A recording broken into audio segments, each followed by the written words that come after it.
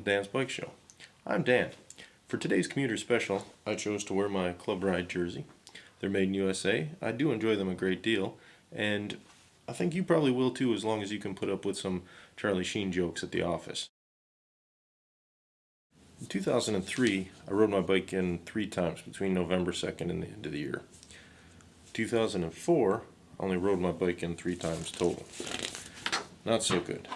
2005, once. Not good. 2006, 1 time. Horrible. And I think it was somewhere around 2006 I discovered Team Wonderbike. It's part of New Belgium Brewrey, where you can sign up and pledge to ride in once a month, and you can go on and record your miles. I don't think I've ever gone on and recorded my miles, but I guess until 2007 I didn't really have anything to record. 1, 2, 3, 4, 5, 6, 7, 8, 9, 10 rides. I was trying to get once a month, which I believe was the Team Wonderbike pledge when I started. Clearly I fell a little bit short, and 2008 was worse. I had just 4 rides in there. 2009, 2 rides, not so good. 2010 started to pick up a little bit. 1, 2, 3, 4, 5 rides. And in 2010, a co-worker of mine, Steve, started riding in. He had over 50 rides in 2010. And that's inspired me to try to do at least once a week. And I've got 51 rides already in 2011. So 1 more ride and I've got 1 per week. The problem is Steve's got over 70. He's definitely setting the bar high. So I think I'm going to have to use the rest of November and December to try to catch up. He doesn't ride so much in the cool weather, so I have a chance. Alright, first I'd like to introduce Pete, a good friend of mine and an avid cycling commuter. Pete, welcome to Dan's Bike Show. Thanks, Dan. Why do you commute by bicycle? Last year I got a job at Georgia Institute of Technology, and when I was going through all of the paperwork to sign up as a faculty member there, I was handed a piece of paper that said that I had to pay $600 for parking for the year. And when I received that, I decided that I was going to become a bicycle commuter, because that seemed ridiculously exorbitant for me to pay. And I was close enough to Georgia Tech that I could ride my bike, and I had a couple of really good friends that were bike riders that could answer all my questions. And so for me, it was kind of an economic situation that made me decide to start biking in. And I biked in about half of the time for about 6 months, and then got a new bike, and I've been biking in almost every day since then. So how do you commute when you don't use your bicycle? Some days I have to pick up my kids from school. I have to have my car ready to do that, so I drive, and I do park maybe 1 day a week. Peter, what would you estimate is the longest amount of time you went without riding a bicycle?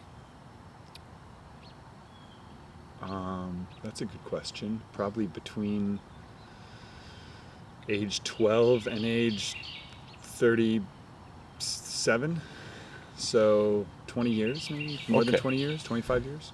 I think that's kind of typical. You see a lot of people, when they get their learner permit, they forget about bicycles and then come back to it. So I wanted to get an idea of whether you were a bicycle person throughout history, or if you left it and came back. No, I think that I always liked bikes, liked the idea of them, but I never considered that they were functional in any kind of way beyond being recreational until about 2 years ago. What is it that you like about bikes, or what draws you to them? I like the fact that that biking allows me to turn what would normally be about a 20-minute drive anyway, including parking and walking into an exercise session. So it allows me to combine those 2 things. I think specifically like riding my bike in the city. There's just a level of kind of excitement and adrenaline that I enjoy that I don't think I would enjoy if I had to bike up and down a huge hill with farmland all around me. I don't think I would enjoy it as much. But now there's some hazards that go along with biking in the city, right? Sure. What are some of those? Sometimes drivers don't see you or try to ignore you. What about potholes and sewer grates and things? Those haven't presented really much of a problem. They're there, but that has not been a problem in Atlanta for me. The next guest on Dan's Bike Show is my good friend Paul, who is also a bicycle commuter. Welcome, Paul. Thank you, Dan. So my first question for you is, why do you commute? I mean, it's pretty simple. I find driving, like city driving, day-to-day commuting by car, extremely stressful. And I really like to ride a bike. It's not at all stressful to me. What do you like about bikes? What makes them not stressful? You're very nimble. You're free to move throughout the city as you please. It's a singular event, right? Like you're it's just you and the road, and a bunch of asshole drivers. But you put on some headphones, and you don't actually realize that they're there anymore. What would you estimate is the longest amount of time you went without riding a bicycle? I think it was like 4 years, in this brief period in high school.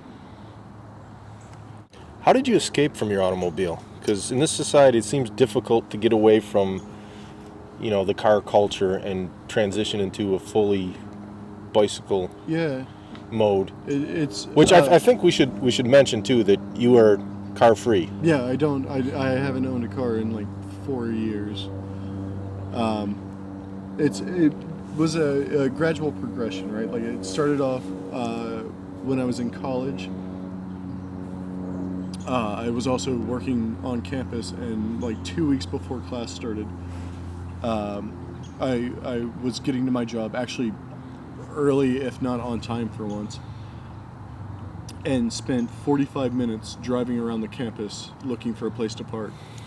And where I finally found a park, I literally could have walked from my house in roughly the same distance where I had to walk from my car, at which point it seemed pretty ridiculous. That night, I went out and bought a really, really crappy, like $100 Walmart bike, and then 2 weeks later, went and bought a real big boy bike. Is that the one you have now? No, but that day was the spark that made me realize like I don't ever want to do this ever again. Now that we've established that you don't have a car at all, how do you get groceries? I have like the largest messenger bag that Timbuktu makes. I can fit an obscene amount of stuff in that bag. I think my record at this point is like 50-ish pounds of groceries. Oh, and you're wearing that over one shoulder? Yeah. Wow. All year round? Yeah. Rain, sleet, and snow? It doesn't matter. I mean, you just, check the weather every morning, dress appropriate. Good answer. How do you lock it up? So when at work, I just take it into the office with me and set it at my desk. Every other time, just out on the town, I have a U-lock that I tend to use. I actually caught somebody trying to steal my bike on a cable lock once. Really? Yeah. How did that go down? So I was meeting up with some friends from work at Park Tavern. Locked my bike up on a bike rack that they have right by the patio, and was within line of sight. About like 2 hours into the night, a guy walks up to the bike rack, and if it wasn't for the fact that he walked up to my bike, I would have just thought it was some guy unlocking a bike and about to ride off. But it was, I knew it was my bike. Within like a second, he was just like, stands with his back towards me, presumably cuts the lock, and starts to ride off. On your bike? On my bike. At which point, excused myself from the table, jumped over a fence and started chasing him. He got 10 feet or so before I caught up with him, and he just bailed off the bike. Moral of the story is don't ever trust a cable lock. It's way too easy to cut. Please tune in next week when we'll return to Project USA Bike Challenge. Lionfish, Our guy, lemon fish. Lionfish, lemon fish. That's awesome.